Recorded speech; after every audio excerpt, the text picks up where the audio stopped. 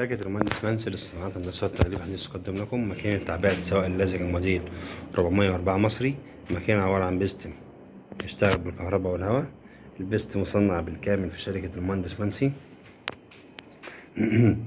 بيعبي لحد 300 مللي جميع السوائل اللزجة زي الكريمات، المرطبات، الجل، العسل، الطحينة.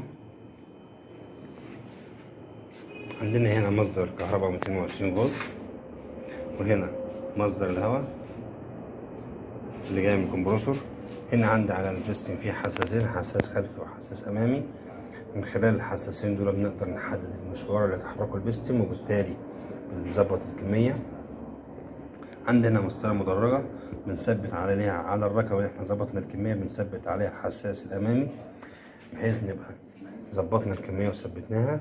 هنا البلف الخلفي مسؤول عن سرعة وقوة الرجوع، والبلف الامامي مسؤول عن سرعة وقوة الضغط.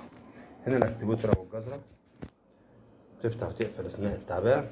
هنا الادوس بس معانا لحد 15 لتر. نعمل تجربتنا النهارده على كريم الجسم. هنا عندي النوزل بنستقبل منه المنتج في العبوة، وده السلكتور من خلاله بنظبط الماكينة تشتغل على نظام اوتوماتيك او نظام الدواسة. احنا كده شغالين على نظام الدواسة. هنحط العبوة تحت النوزل كده وندوس على الدواسة. ادي تمت عملية التعبئة بكل سهولة وسلاسة بدون ما يحصل فوران المنتج خارج العبوة او اي مشاكل، مع سرعة في التعبئة.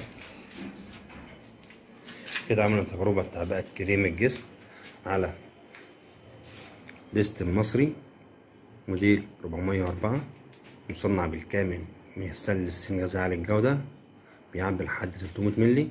مصنع بالكامل في شركة المهندس منسي للصناعات الهندسية والتغليف الحديث. شرح مهندس محمود فرغلي تحت إشراف إدارة المهندس أحمد حسن مدير فرع مدينة نصر.